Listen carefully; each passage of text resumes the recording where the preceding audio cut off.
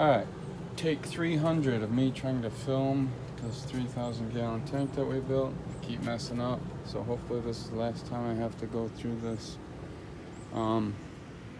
So the tank itself, the building, is actually underneath the deck. This here you can see the roof. It's a greenhouse material. Allows that natural sunlight in. So to get down there, we come down here.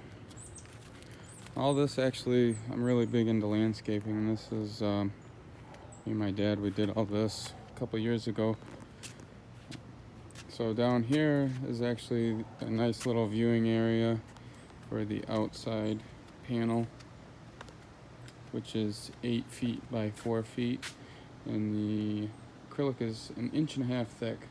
It's kind of hard to see with that reflection, especially on this camera. It doesn't really do it good justice. But maybe if I get closer, yeah, a little bit better. But probably if it's a lot darker, I'll be able to see it better. But we have the hot tub over here, so it's really cool in the winter to sit in there when it's snowing and take a look over here and see those tropical marine fish. Got a bunch of tropical plants here that I actually keep inside the building in the winter. But then, so that's the basement.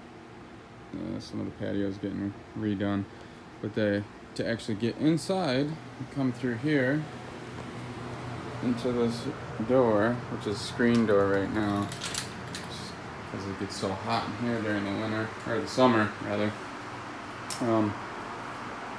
So we got this little couch that we can sit on, watch these guys.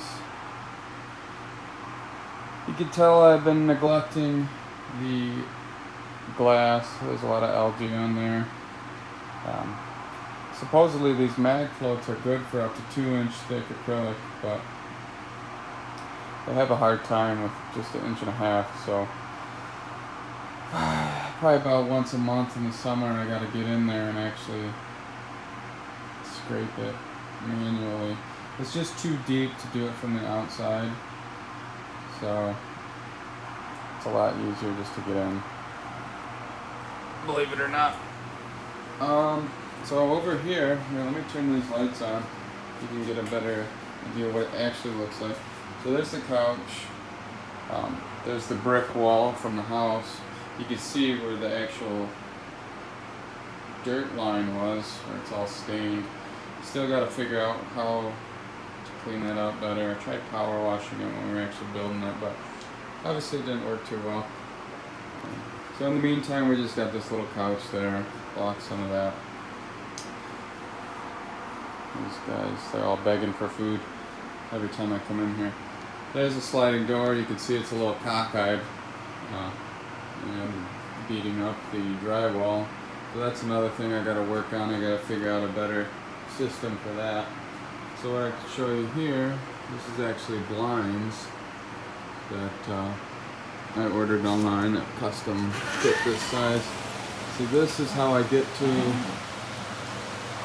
the top of the tank where I'll feed these guys and the shark. There's my little makeshift feeding stick. Kind of a pain in the butt to feed him. He's nocturnal. He's kind of, seems like he's blind. Doesn't really know where to find food unless I bump him in the face. This covering is supposed to be temporary, but it's been like this for a couple years now. I'd like to get something that's a little cleaner and sleeker, especially with these wires and stuff. So you can tell I'm a big fan of zip ties. Got a ton of them.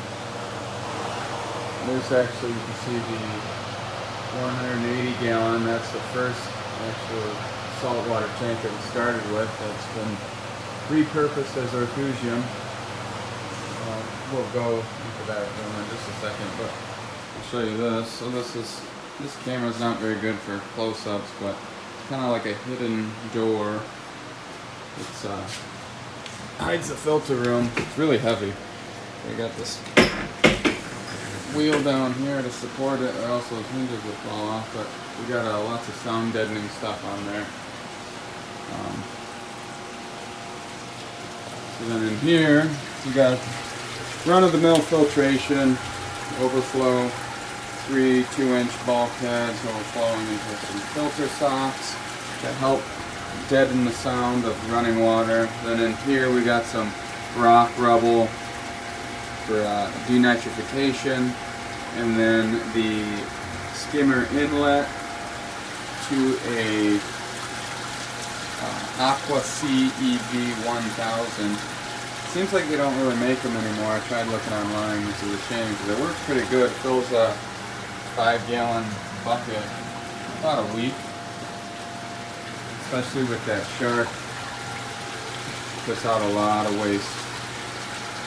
There's the thermometer and the heater. Obviously it's not really used in the summer. It gets so hot, but sometimes I got to put shade over the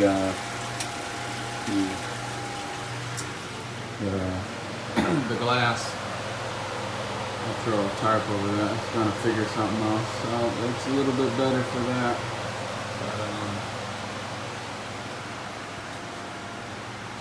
So this rock work is actually made out of, you might be able to see it a little bit. So there's the PVC frame and some zip ties, of course. Lots of rock rubble and a few larger pieces that I drilled through just to kind of get the base of it. Slide through that PVC frame, and then I filled the dead space with some of that great stuff pond foam. It works really good, and once the algae grows on it, you can't even tell what's rock and what's not. I got 3 main pillars basically. This left side, that middle, and back there. Wasn't too happy with the way this one turned out, but that's just because those rocks were from a previous tank that was already running, so it was live rock, so I couldn't really use the foam. I had to put them directly into the tank. So there's quite a bit more PVC exposed, but I think if you don't know about it, I don't think you would notice it. And then you can see up here, it's hard to get with that reflection, but the overflow. So take you into here, but what I'm going to do is probably cut out because this door is a pain in the butt to open with one hand. Alright, so in here we kind of got more of the day-to-day operation type stuff. Got these hoses, good for making up some salt water with these 4 32-gallon Rubbermaid buckets. I'd like to be able to make something that's a little more space saving, but for now they'll do. I'll do about 120 gallons a week water change. So here's the Refugium.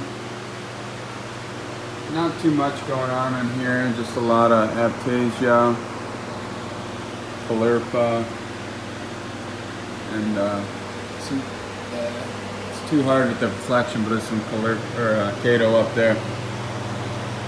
I got 2 mangroves. They're not doing too good. I thought for sure they would thrive with this natural sunlight, but apparently not. They did really good in the other tanks that had just artificial light.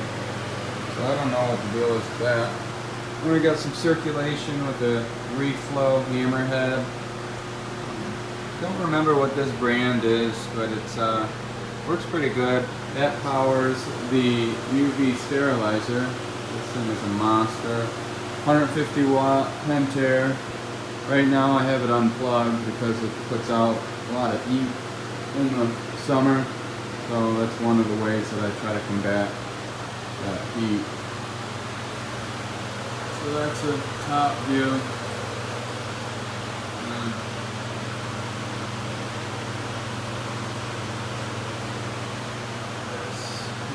There. Then And there's that. Just got some more storage area, countertop for testing the water. And this is actually where I would have, when I do get new fish, this is where I'll set up the quarantine tanks. But I've been a little cautious. Last time I added a fish was over a year ago.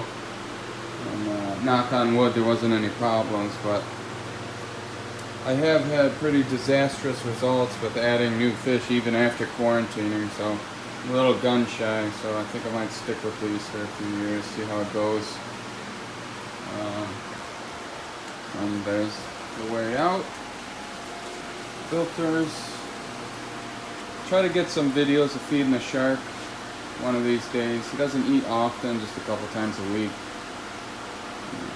Maybe I'll try to get a video of me actually getting inside the tank, cleaning off this glass. But yeah, that's basically it. Starting to ramble now, so I guess that means we're done. See you guys.